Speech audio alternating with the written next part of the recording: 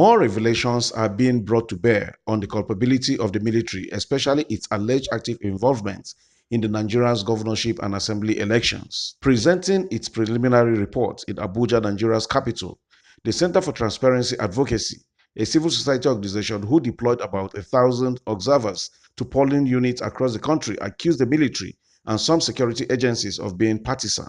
Security agents, particularly officers of the police force and the armed forces, were involved in the disruption of the voting process.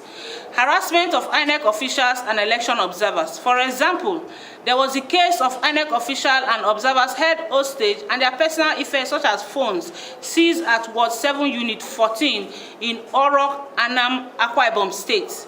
Our observers also reported that security agents raided a nearby police station around the same area. A CTA observer narrowly escaped being held by the marauding security agents. We see brazen, it's not just intervention, interference in the electoral process in such a manner. Of course, we've heard about deaths here and there. People have been reported killed. And it's not just, and this also poses a problem about the professionalism of our, our armed forces, because it's a key problem. And the question arises as to who authorizes the deployment of military. It takes only the authority of the president, who is the commander-in-chief, to deploy military. And if we see the military being deployed in the manner they are being deployed, it raises the question as to whether the president is aware of what is happening. The group also highlighted some incidences to include vote buying in the presence of security personnel.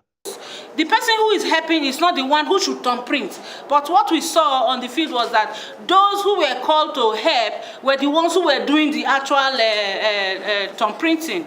We called the attention of the security agents to that, but they didn't do anything. They just walked past as if there was a particular case in Onas Palace in the FCT where after issuing ballot papers to a prospective voter, he will take into a particular home very close to the voting, to the cubicle, and then somebody will come out from inside that home to assist the person in voting. The Centre for Transparency Advocacy, however, commended the Independent National Electoral Commission, INEC, for the significant improvement on its logistics arrangements for the governorship and state assembly polls. Fred Idehai, CNN News.